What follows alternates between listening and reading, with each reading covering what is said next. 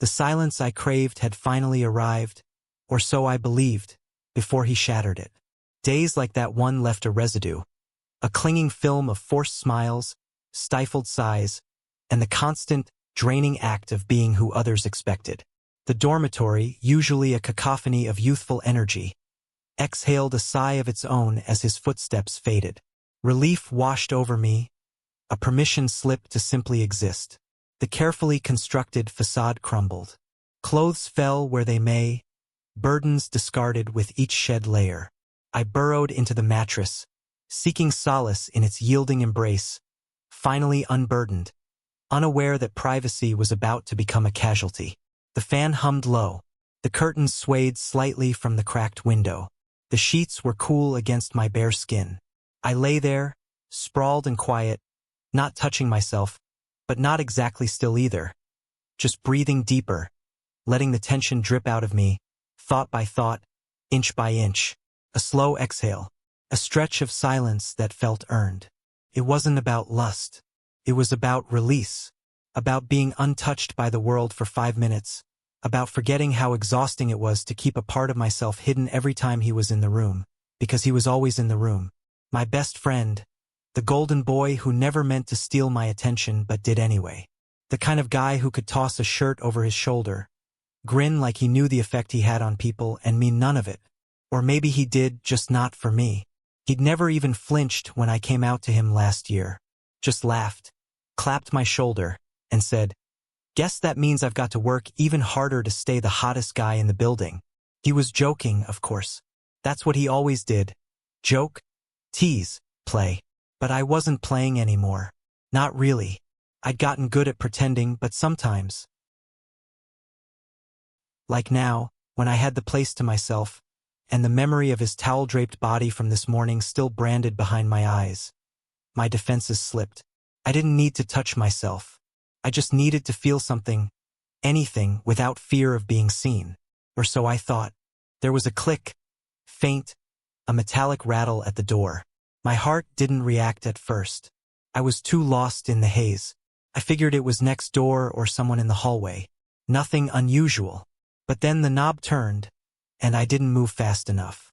The door opened. There was a gasp. Maybe his, maybe mine, but I couldn't hear it over the thunderous roar inside my chest. Light flooded the room. My heart stopped, and there he was, standing there like the scene had knocked the breath out of him. Bag still slung over one shoulder, 1 foot inside, his mouth slightly open, eyes wide, darting between my face and everything else. I didn't scream. I didn't speak. Couldn't. I was still half curled in bed, barely covered by the sheet. Every inch of me awake now, raw and exposed. I grabbed for the edge of the blanket, yanked it over my hips, fumbled with my words, but found nothing. Nothing that would undo what had already been seen. His gaze held too long, like it was searching for something even he hadn't admitted yet. There was something in his stare. Not disgust, not even full shock, just something I couldn't name. Something that looked like confusion, like curiosity, like recognition. He blinked. I thought you were gone, I said hoarsely, though I wasn't sure I'd actually spoken. I texted, he said, but his voice was soft, unsteady. Then he stepped back as if the weight of what he'd seen had only just hit him. His hand went to the doorknob again, fingers fumbling this time. I didn't hear the rest because by then my heart was in my throat, my breath shallow, my body suddenly too aware of every inch of itself. And he was already backing away, but not fast enough. The door had already closed, but I could still feel him standing there. I could still see his face, frozen somewhere between disbelief and something heavier, something I wasn't brave enough to name. I sat up slowly, my hand clutching the sheet like it was armor, even though the damage was already done. My chest heaved as I tried to calm the thundering in my ears. But the image of his eyes on me wouldn't go away. They weren't shocked in the way I feared. Not disgusted, not angry, just stunned and curious. That was the part one couldn't stop replaying. I should have moved. I should have pulled the blanket tighter, turned my body, shouted, "What the hell are you doing?" Anything to take control of the moment. But I hadn't. I just sat there exposed, caught. And when I finally stood, slowly dragging the sheet around my waist, it wasn't embarrassment that filled my chest. It was something hotter, more shameful, more dangerous. A part of me had wanted to be seen. I barely had time to find a pair of sweatpants before the knock came.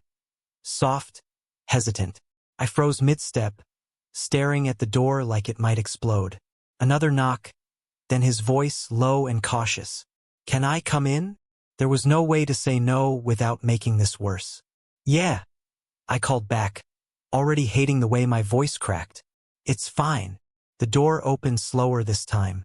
He stepped inside carefully, like he was walking into a place he wasn't sure he belonged anymore. His eyes flicked around the room, anywhere but at me. I was on the edge of my bed, arms folded across my chest, legs pulled in like I could shrink into the frame and vanish. He stood just a few feet away, shifting his weight from one foot to the other. "I didn't mean to just walk in like that," he started, and then stopped, rubbing the back of his neck like it would help untangle the knot forming between us. "You said you'd be gone," I replied, "and it came out sharper than I intended." "I know."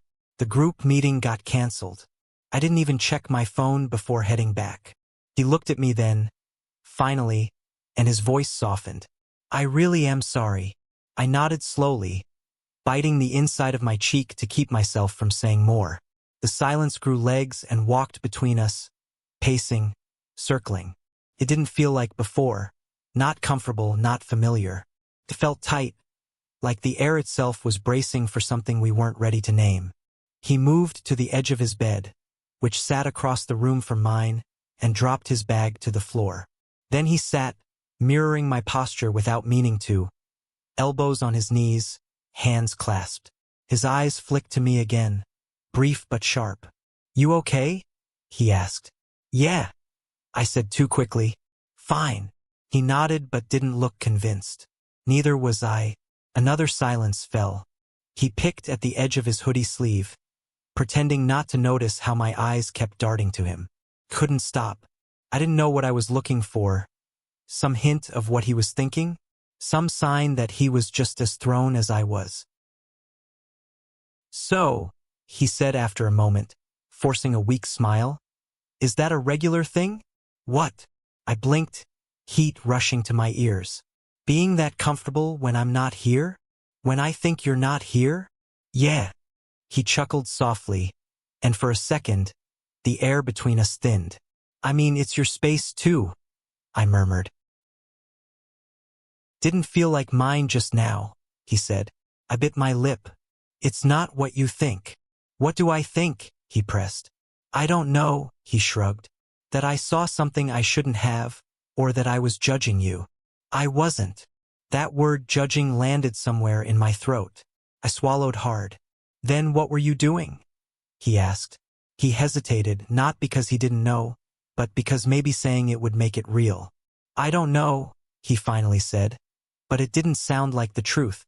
There was another pause, then a shift, barely noticeable, but I saw it. His knee brushed mine when he adjusted how he sat.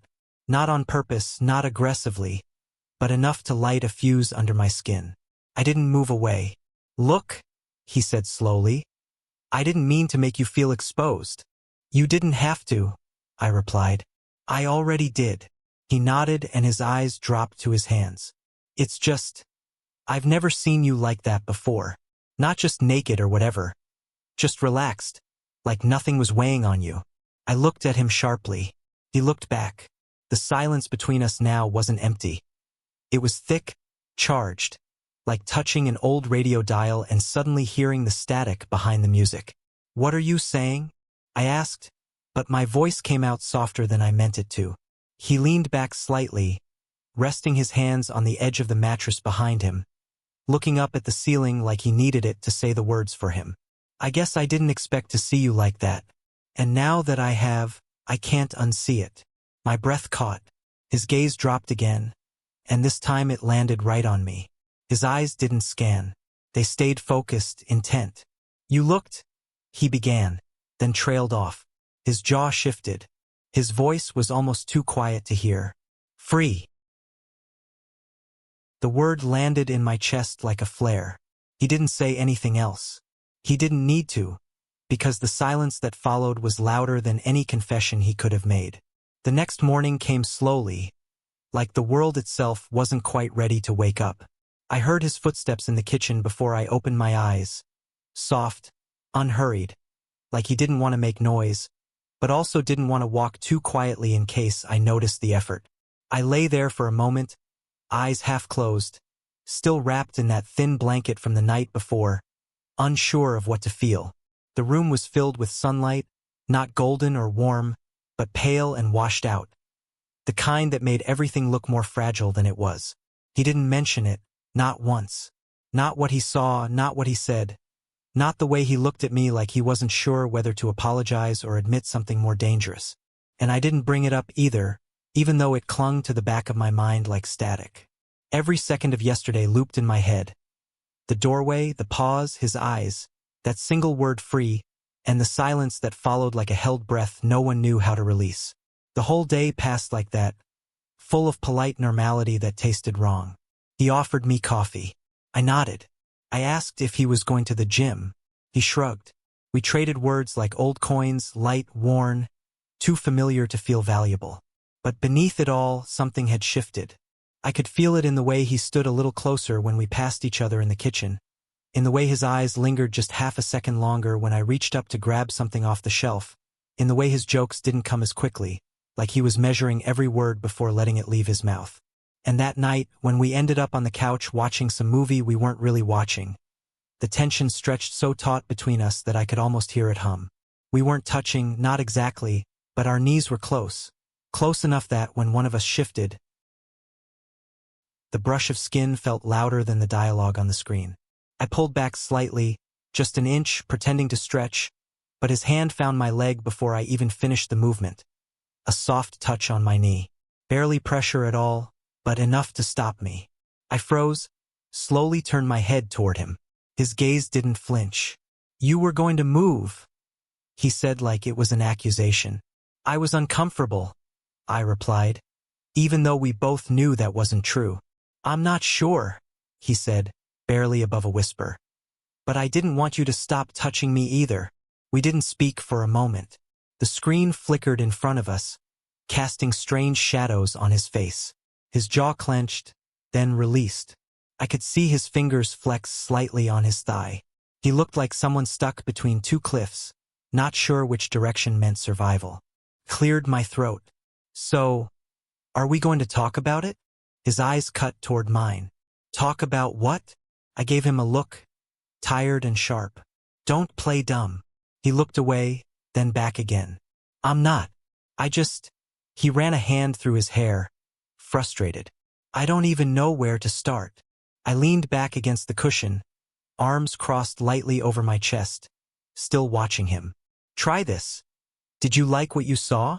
That made him pause. Really pause. His lips parted like he was going to speak, but no sound came. I watched him wrestle with the answer he didn't want to say out loud. Finally, he exhaled. "I don't know what I'm allowed to say anymore." My stomach twisted.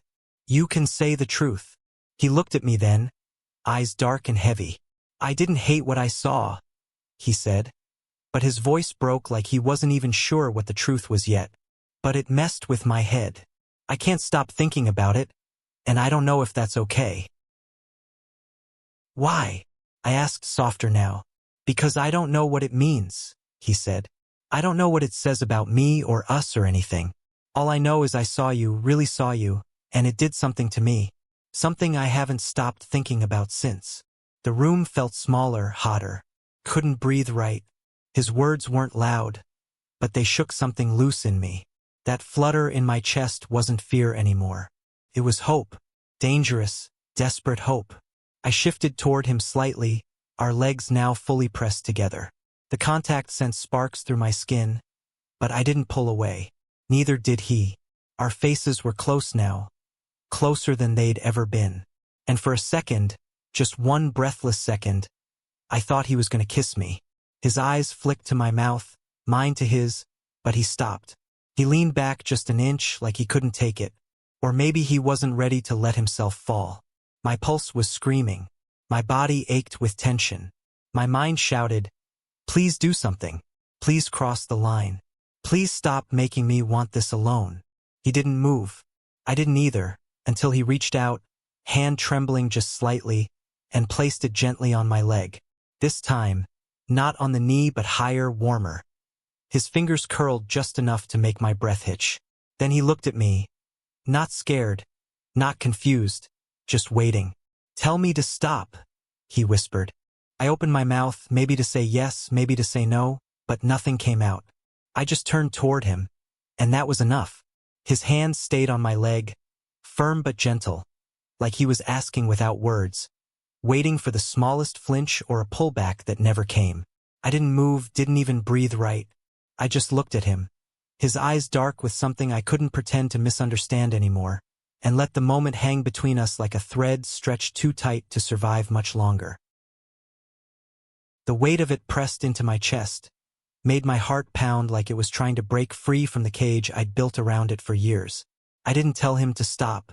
Instead, I turned toward him slowly, deliberately, like we both knew what that movement meant. My body leaned into his without needing permission. My eyes locked onto his mouth, then flicked up to meet his again, just to be sure, just to feel the tremble of the decision in his breath. And when his fingers tightened slightly, when he leaned in just enough that I could feel his warmth slide into the space between us, I closed that distance. The kiss wasn't gentle. It wasn't sweet or polite or practiced. It was full of urgency, all breath and hunger and years of holding back. It crashed into me like a wave I didn't see coming, and I met it with the same force, like something long buried had finally broken free. We moved without grace, without thought, just instinct. His hands found my face, fingers slipping into my hair, while the other circled my back, drawing me closer like he was afraid I'd vanish if there was even a sliver of space between us. I didn't pull away. I leaned in. What we wore became secondary, forgotten in the hush of the moment.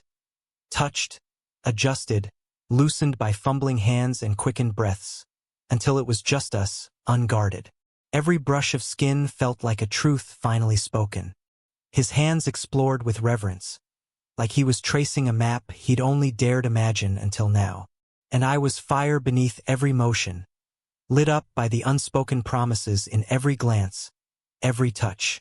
When his mouth found my neck, moved slowly over the delicate curve of my shoulder, it was as if he was tasting time itself, the years we'd spent pretending. My fingers gripped his shoulders, grounding myself in him, as if the moment might slip through our grasp if I let go. We found the floor, or maybe it found us, as our rhythm carried us from one breathless moment to the next. Whatever was beneath us faded away. It was only him, his closeness, his voice in my ear, the way he said my name like it was something precious. His voice cracked, low and unfiltered, and mine answered just as raw. It wasn't about performance. It was about being seen completely, achingly, and not turning away. Every movement, every glance asked the same silent question. "Are you still here?" And with every beat, the answer came, "Yes, I'm here." I felt him tremble as he held me, our bodies moving in imperfect rhythm, slow and uneven and real. Sometimes we stilled, overwhelmed by what was happening, the weight of it.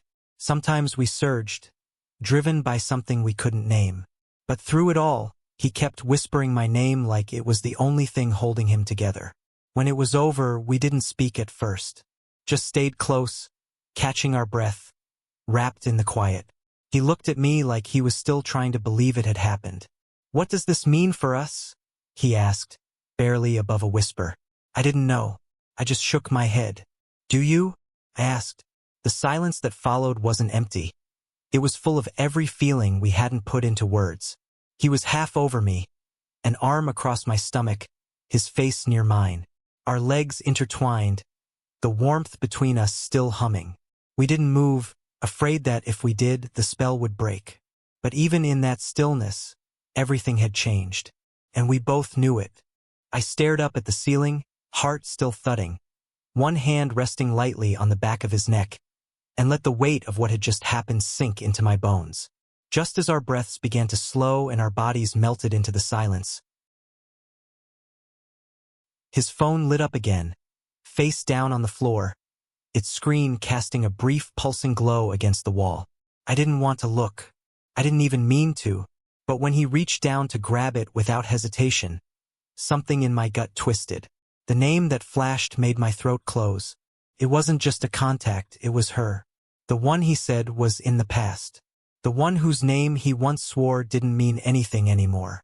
Was this truly over between them? A name I knew, one he used to hook up with, maybe still was. Stomach clenched at the message. He either didn't see it or ignored it, touching me like nothing happened. Never felt this, he whispered after a long pause. Me neither. He pulled up the sheet, fingers trembling. No one can know.